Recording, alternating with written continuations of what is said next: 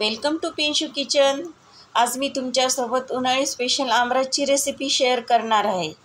आमरस म्हटलं की सर्वांनाच घरातल्या लहान मोठ्यांना आवडीनं खातात ते। तर बघा, मी केशरी आंबा घेतलेला आहे। तुम्ही कोणत्याही जातीचा आंबा निवडू शकता। आणि आमच्या विदर्भात रस कुरोडी, रस शेवया हे खूप प्रसिद्ध आहे खाण्यासाठी। पुरण रस, पुरणाची पोळी पण खूप छान लागते। पण मी आज तुम्हाला रस आणि कुरोड्याची रेसिपी शेअर करणार आहे। तर व्हिडिओ आवडल्यास माझ्या चॅनेलला प्लीज सबस्क्राईब करा आणि व्हिडिओ कुठेही स्किप न करता शेवटपर्यंत बघा आणि लाईक करा आणि कमेंट करून सांगा हा व्हिडिओ कसा वाटला। बघा, अशा प्रकारचा मी आंबा घेतलेला आहे। आंबा घेताना पतल्या सालीचा शक्यतो निवडून घ्या आणि त्याचा रस अशा प्रकारे सैल करून घ्यायचा आहे। त्याच्या पहिले मी आंबा 2 पाण्यांनी स्वच्छ धुवून घेतला आणि अर्धा तास पाण्यात मुरू घातला होता। पाणी हे मी रूम टेम्परेचरचंच घेतलं होतं। बघा, अशा प्रकारे पूर्ण आंब्याचा मी रस सैल करून घेतलेला आहे। आता मी एक पातेले घेतलेला आहे आणि त्याच्यात बघा त्याचं असं हे टोक काढून टाकायचं आहे आणि आता छान रस पिळून घ्यायचा आहे। आंब्याचा रस म्हटलं की बऱ्याच लोकांना हाताने आपण आंबे कुचकरतो ना, त्यामुळे आवडत नाही किंवा मिक्सरच्या भांड्यातला रसाला चव नसते आणि तो काळाही पडते। पण आंब्याचा रस काळा पडणार नाही, मी तुम्हाला 100% खात्रीनं सांगते।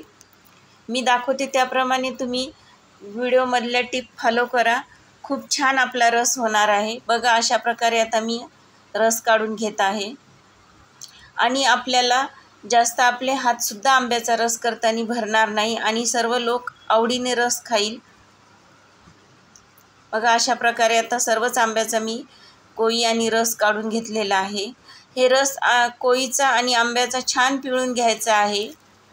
बघा, मी व्हिडिओत दाखवते त्याप्रमाणे किती छान आणि घट्ट असा रस निघत आहे। अशा प्रकारे सर्व आंब्याचा मी काढून घेतला। आता ही एक महत्त्वाची टीप आहे। बघा, आपण पूर्वी काय करायचो, हाताने कोई कुचकारून घ्यायचो, तर तसं न कुचकरता बघा मी चमच्याच्या साहाय्यानं पूर्ण त्याचा गर काढून घेत आहे। त्यामुळे लोकांना असं वाटते की आंब्याची कोई अशी हाताने दाबली की ते रस खावा नाही असं वाटते कोणाला, तर ते लोकंसुद्धा रस खातील। अशा प्रकारे जर तुम्ही त्या कोईचा गर काढून घेतला तर। आणि त्याचप्रमाणे आपण आंब्याचे जे साल आहे त्याचा पण गर काढून घेणार आहोत।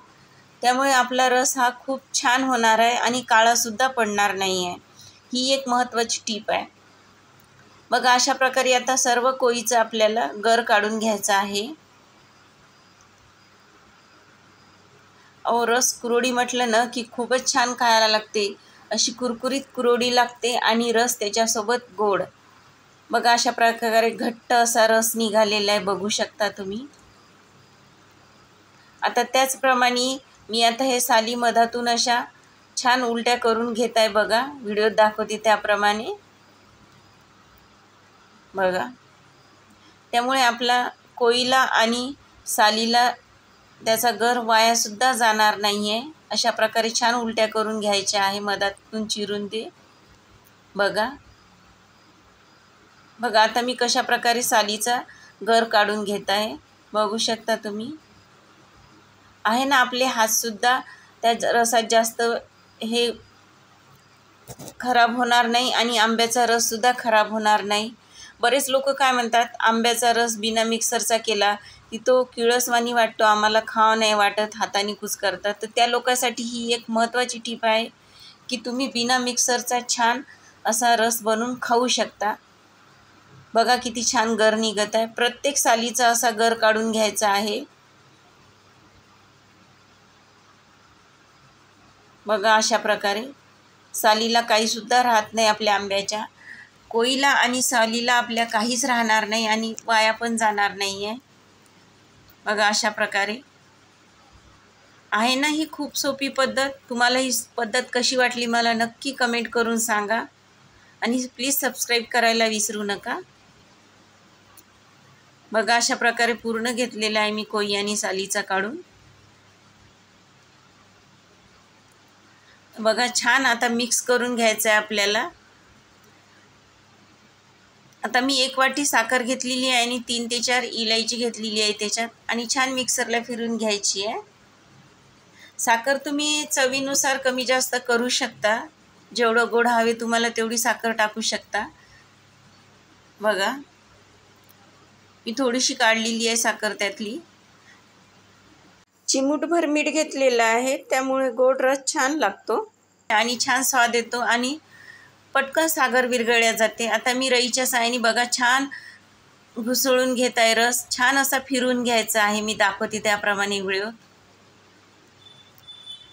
बघा.